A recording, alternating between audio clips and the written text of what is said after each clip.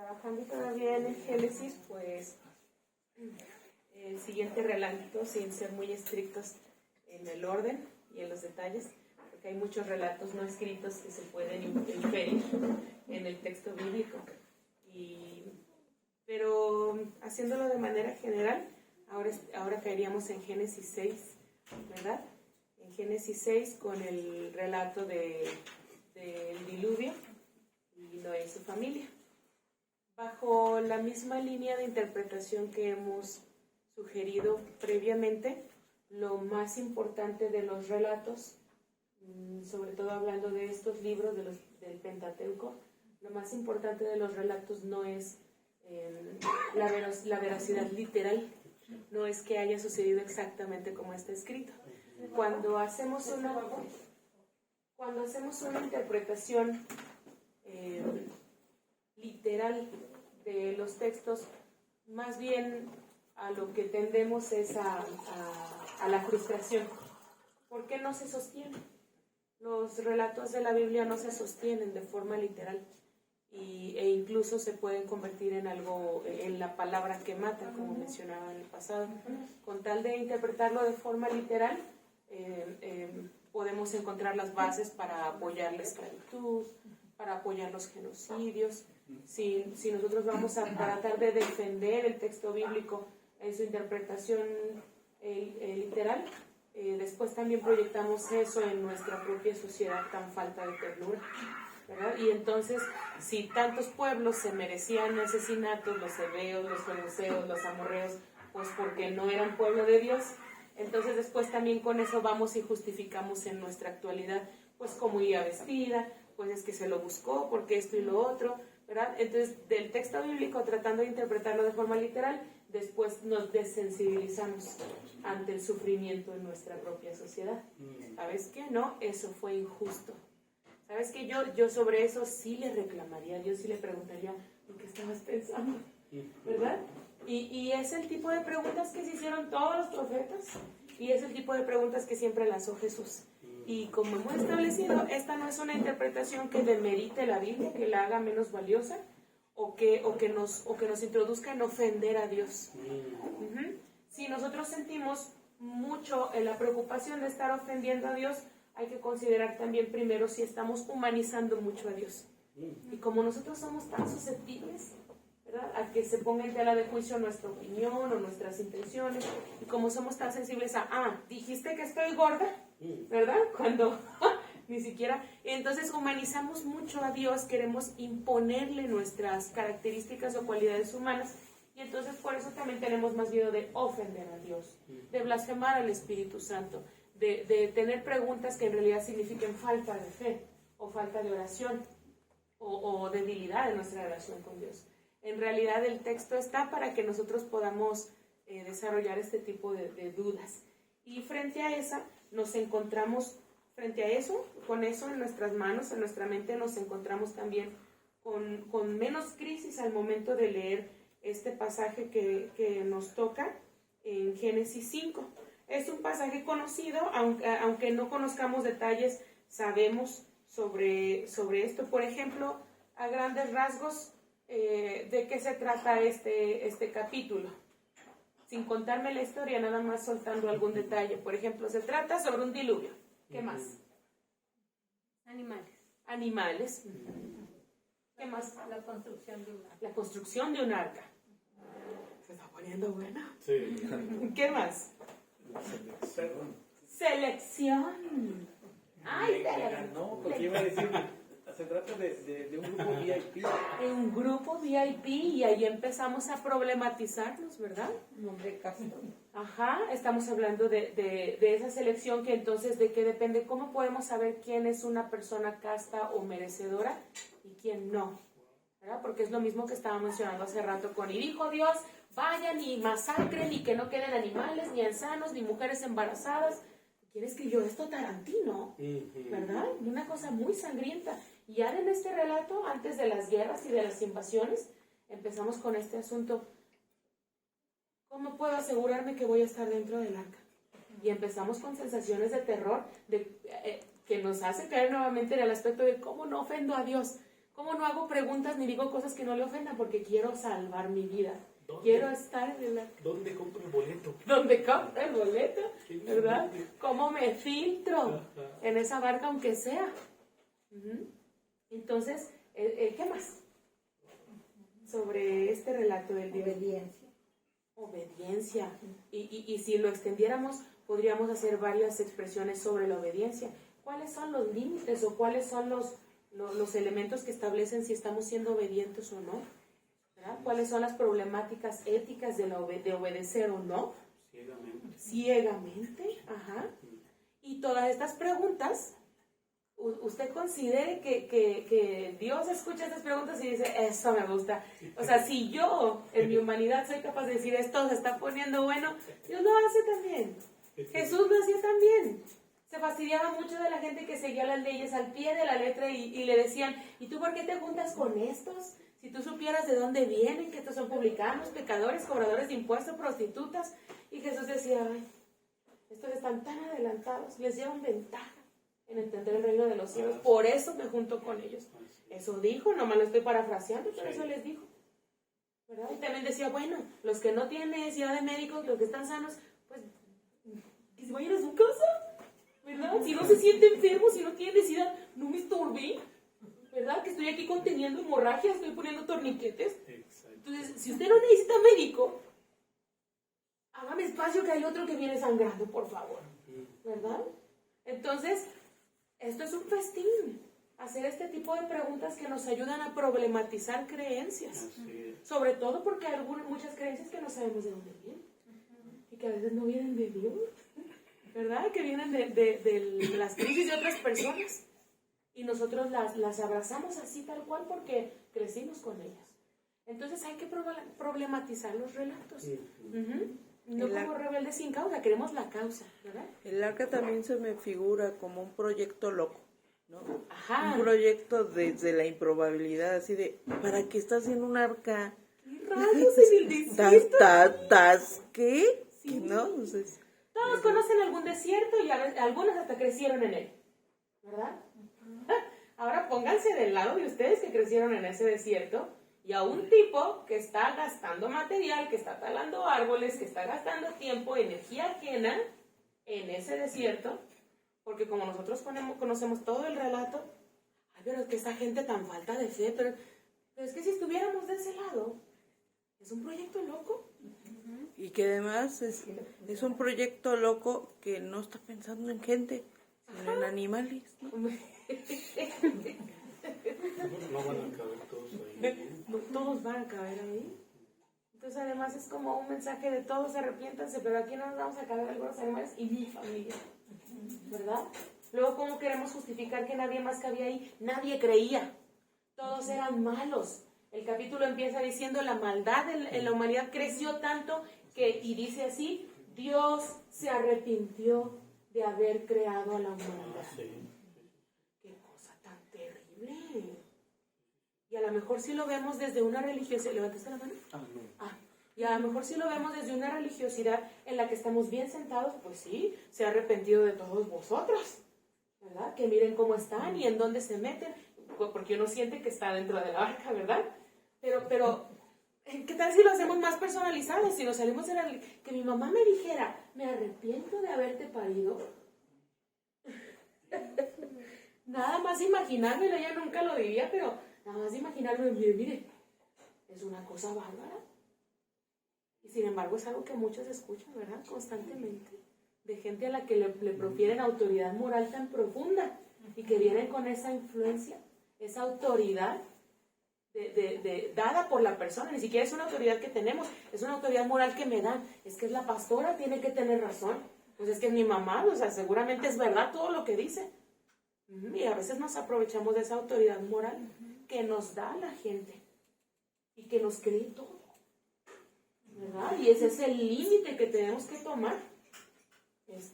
Líder de donde sea que se respete tiene que conocer ese límite, lo que acaban de mencionar. Entonces, es un relato que se problematiza bastante, que quizá en la infancia pudimos haber escuchado de manera sencilla y dibujamos las jirafas y los elefantes, y dibujamos a la familia que sí creía en Dios, ¿verdad? Y que sí se lanzó a ese proyecto loco. Y entonces también nos preguntamos, ¿y en qué proyecto loco no me habré metido y si era de Dios? Y es algo que nos puede asustar bastante. Entonces hay que problematizar ese relato. ¿Cómo lo hacemos? Como se me está acabando el tiempo, podemos hacer este tipo de reflexión después de haber mencionado otra vez que todos los relatos tienen su antecedente histórico, político, cultural.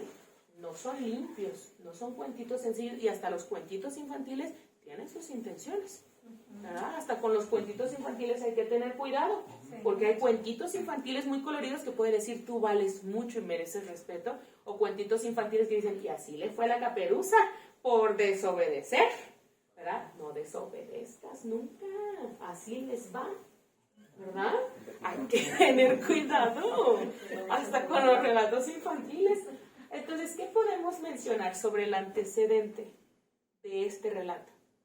Igual que los relatos de la creación, de lo que ya mencionamos, que mito no es una palabra mala, ¿verdad? Es una palabra que representa las creencias humanas plasmadas en un relato, en el que los elementos son importantes como símbolo y no como algo literal. Entonces, el mito de la creación es algo que tienen todas o casi todas las culturas.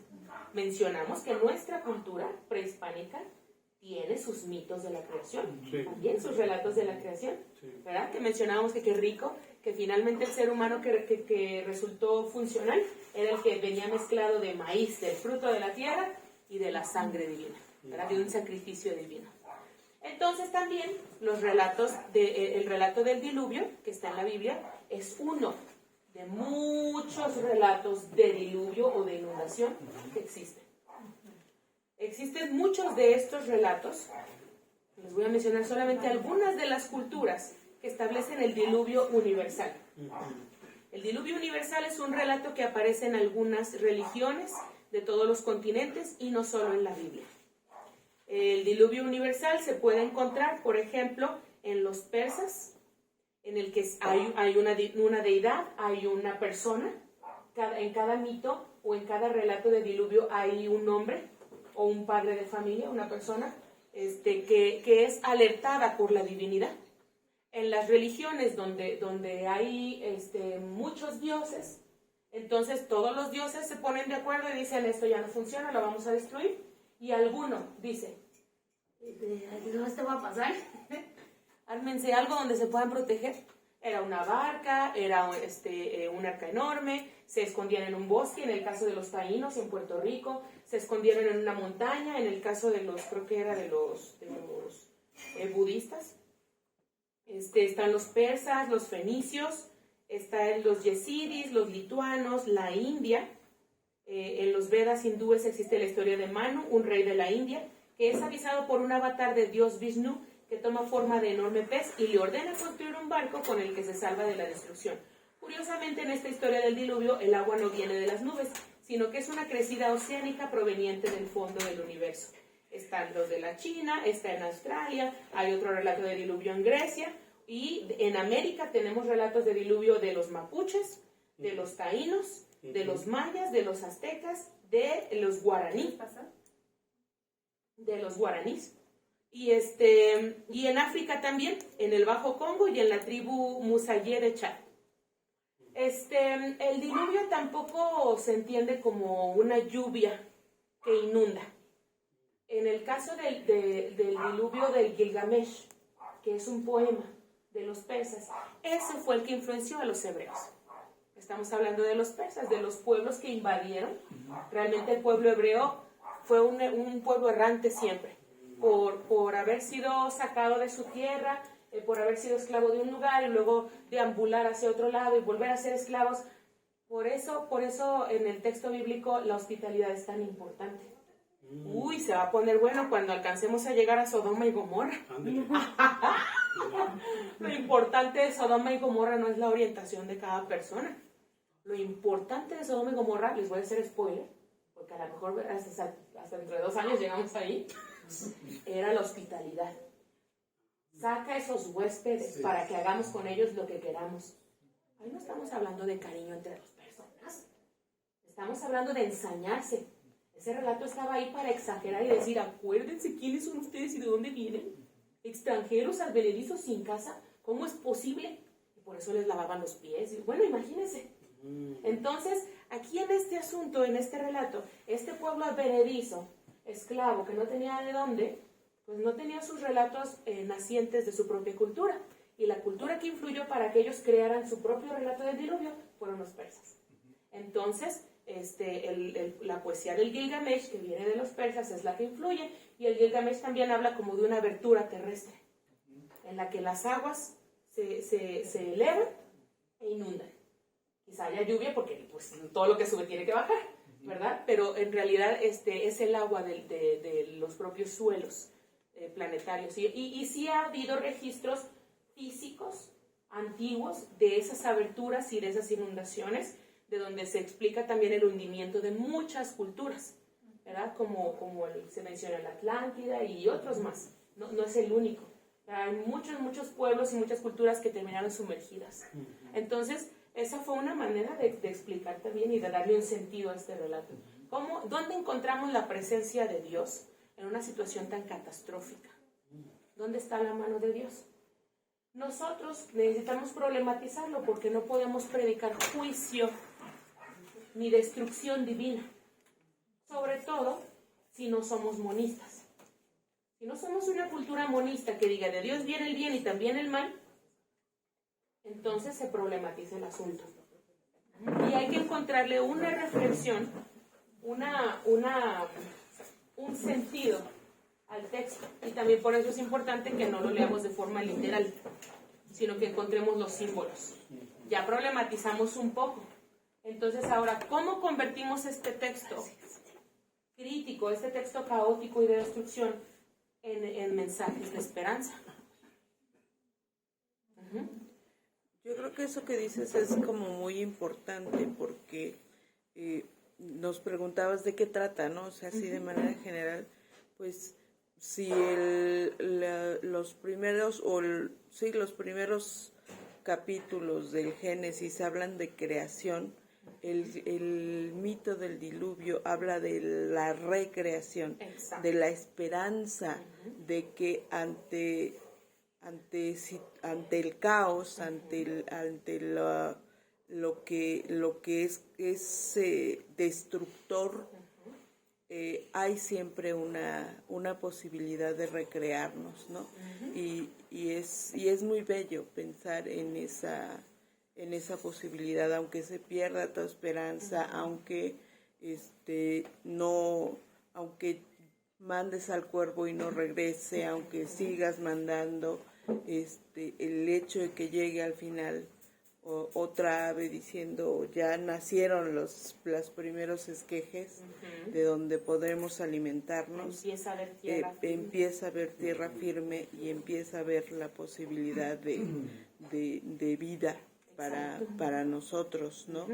Porque debe ser terrible pensar en una tierra destruida que es imposible de habitar, o en la que estamos habitando en esa situación, y que no es permanente, ¿no? Exacto, que nada es permanente, ni lo que disfrutamos es permanente, y por eso hay que vivirlo al máximo, dice Eclesiastés, y también lo que sufrimos no es permanente, ¿verdad? Es muy importante. Y otro detalle, es más difícil que juzguemos a los otros o que nos juzguemos a nosotros mismos de forma agresiva.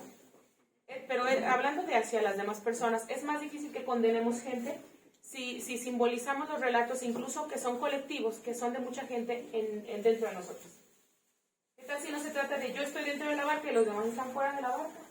Sino de en qué parte, qué hay de mí que está a salvo de la barca y qué hay de mí que se perdió o que se puede perder en el diluvio, que se puede perder en una inundación, ¿verdad? Y no en el sentido de juzgarme, de hiperjuzgarme, pero hay que considerar que en una crisis como en la de la creación, ahora en la recreación, el intento de recreación, hay una crisis en la que muchas cosas se tienen que perder. Cuando nos cae una crisis hay mucho que tenemos que soltar, y es una cosa tan bárbara de lo tanto que tenemos que soltar. Y tanto que tenemos que dejar morir, tanto que tenemos que sepultar y no entrar en la tentación de exhumar, ¿verdad? Porque siempre está esa tentación. Volver atrás a que todo sea lo mismo. Ajá, exacto, no, bebé, no vas a exhumar lo mismo que sepultaste, no exhumes, ¿verdad? Entonces hay tanto que tenemos que soltar y hay tan poquito resguardado, pero está resguardado, ¿verdad? Y hay tanto que dejar morir, que hay tanto que dejar ahogar para que entonces pueda resurgir algo nuevo en mí misma. Sin tener que decir, pues yo desde acá, desde la barca, los ando viendo.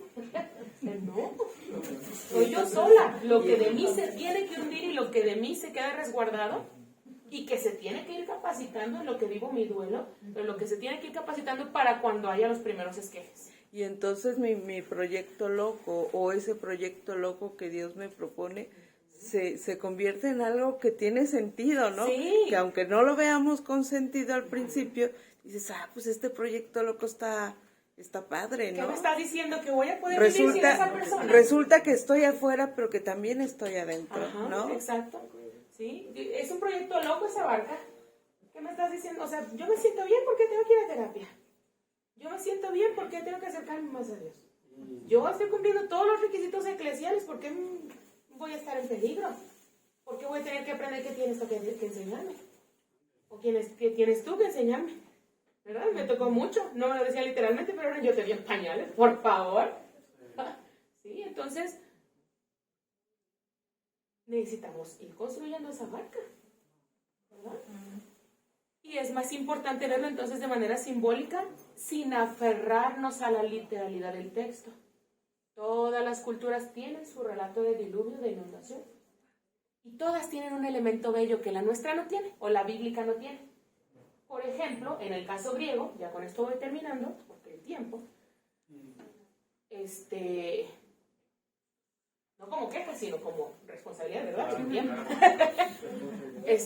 Todo esto, ¿me voy a leer otra vez? Sí. Los griegos, por ejemplo, la inundación fue un enojo de los dioses porque la humanidad había aceptado el fuego de ¿quién? Prometeo.